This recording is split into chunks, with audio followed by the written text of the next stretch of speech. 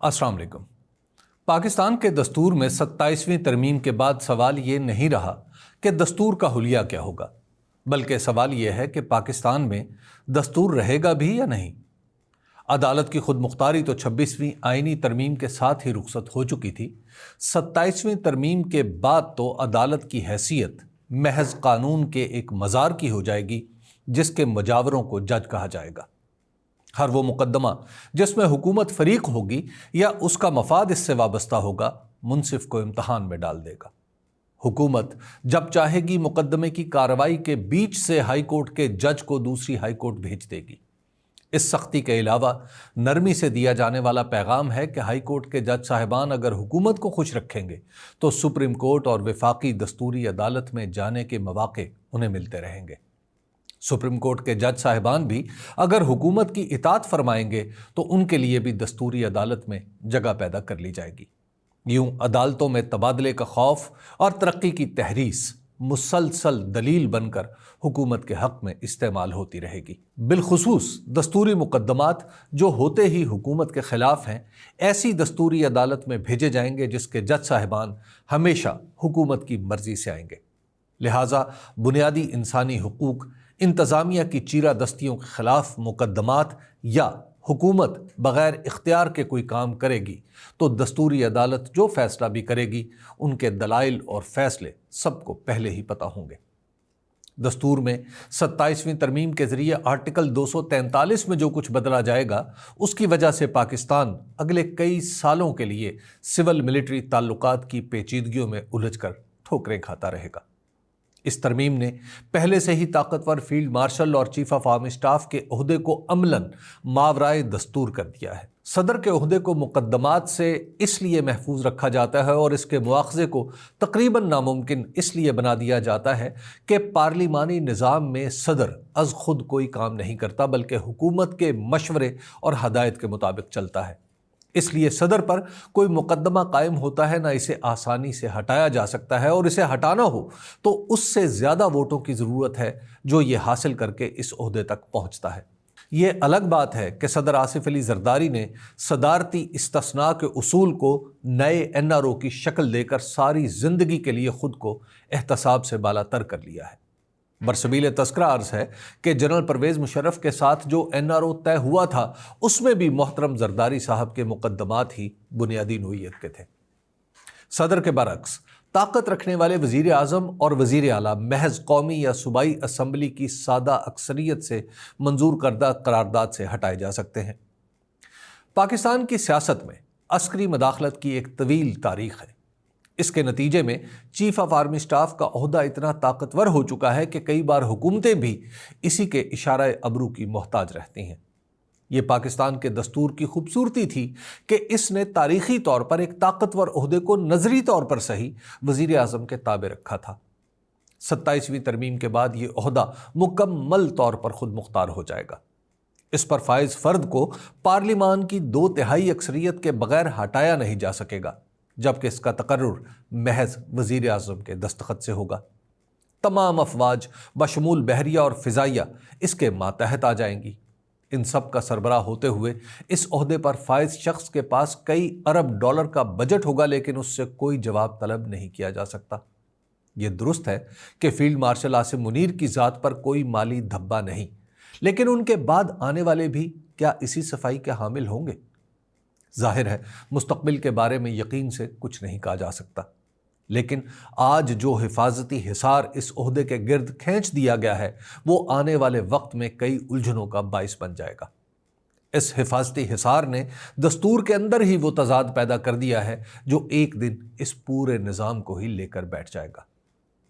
अदालती निज़ाम पर तरह तरह की कदगने लगाकर और अस्करी निज़ाम की तश्कील नौ के बाद पाकिस्तान का दस्तूर वो तो हरगिज़ नहीं रहा जो 1973 में बनाया गया था। ये दस्तूरी ढांचा इंतज़ामिया और अदलिया की अलहदगी की चट्टान पर खड़ा था, जिसे रेज़ा रेज़ा किया जा चुका है। अस्करी निज़ाम इंतज़ामिया का हिस्सा था, लेकिन इसको अब जो कुछ बना दिया गया है, उसके बाद ये समझना दुश्वार है कि तवाज़ुन कहाँ होगा।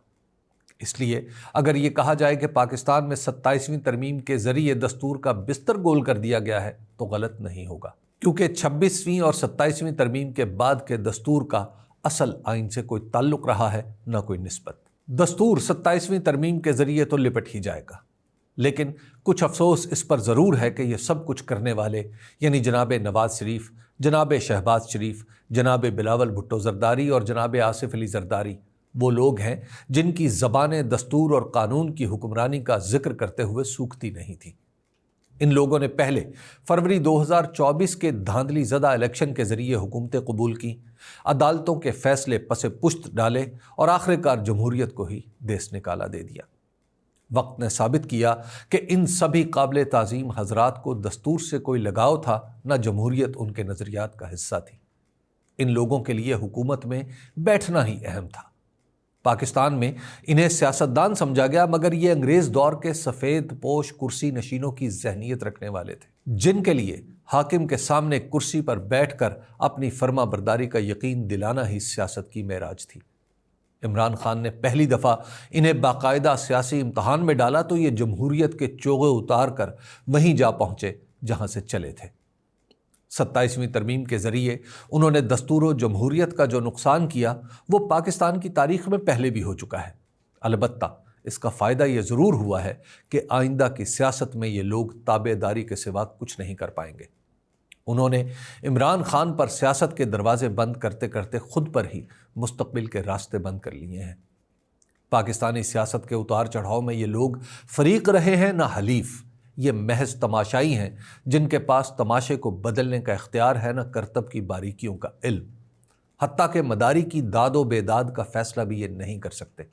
یہ حکم پر تالی بجاتے ہیں اور اشارے پر حیرت بھری آواز منہ سے نکالتے ہیں۔ 27ویں ترمیم نے ایک بار پھر طے کر دیا ہے کہ عمران خان اب سیاست کے میدان میں تنہا کھلاڑی ہیں۔ اس میدان میں کوئی ان کا مقابلہ کرنے کے قابل رہا ہے نہ ان سے بامانی اختلاف کرنے کے۔ البتہ حکومتی وسائل انہی کے قبضے میں ہیں جن کے پاس ووٹ نہیں۔ جب حکومت ایسے لوگوں کے ہاتھ میں آ جائے جن کا تعلق سیاست سے ختم ہو چکا ہو تو ملک میں طرح طرح کے مفاداتی گروہ پیدا ہونے لگتے ہیں۔ یہ گروہ بظاہر ایک دوسرے سے مختلف دکھائی دیتے ہیں، لیکن عملاً اقتدار میں اپنا اپنا حصہ طلب کرنے کے لیے بنائے جاتے ہیں۔ پچھلے 3-3.5 برسوں کے دوران میڈیا، معیشت، وکلاء، علماء اور زمینوں کی خرید و فروخت کے ایسے کئی گروہ وجود میں آ چکے ہیں جو اس نظام کو جواز دینے کے لیے دلائل گھڑتے ہیں اور اس کا صلہ پاتے ہیں۔ جب کسی ملک میں یہ سلسلہ شروع ہو جائے تو وہاں معاشی ترقی کے معیار بھی بدل جاتے ہیں۔ سو اب اگر کوئی یہ سمجھے کہ وہ ریاستی قوت کو معیشت بہتر کرنے کے لیے استعمال کر سکتا ہے تو اس کے ساتھ بصد ادب بحث نہیں ہو سکتی۔ اس کی وجہ یہ ہے کہ دنیا کے بڑے سرمایہ کاروں کے نزدیک پاکستان میں سرمایہ کاری میں سب سے بڑی رکاوٹ یہاں کے سیاسی خطرات ہیں، جن میں اب کئی گنا اضافہ ہو چکا ہے۔ ان خطرات کی موجودگی میں طویل مدتی دھندا کرنے کے لیے کوئی تیار نہیں ہوتا۔ البتہ مختصر سرمایہ کاری کے ذریعے لمبا منافع کمانے والے دہاڑی دار حرکت میں ضرور آئیں گے۔ آنے والے کچھ عرصے میں ہی لوگوں کو پتہ چلے گا کہ فلاں ملک کا فلاں سرمایہ کار پاکستان کے معدنی وسائل میں دلچسپی لے رہا ہے، دنیا کا فلاں بڑا گروپ اسلام آباد کی جائیدادوں میں سرمایہ لگا رہا ہے، وغیرہ وغیرہ۔ یہ سب کچھ معیشت کے نام پر ہوگا۔ سرمایہ تیزی سے ہاتھ بدلتے ہوئے ملک سے باہر چلا جائے گا۔ یہاں پر ہم جیسے رہیں گے جن کی بے کسی اور بے ہنری نے انہیں کہیں کا نہیں چھوڑا۔ ایک عمران خان کا راستہ روکنے کے لیے ہم نے اپنے کتنے راستے بند کر لیے ہیں اس کا پتہ اب چلے گا۔ آخر میں یہ خاکسار معافی کا طلبگار ہے، کیونکہ ممکن ہے کہ 27ویں آئینی ترمیم پر بات کرتے ہوئے کسی حساس دل کو ٹھیس پہنچی ہو۔ وما علینا الا البلاغ۔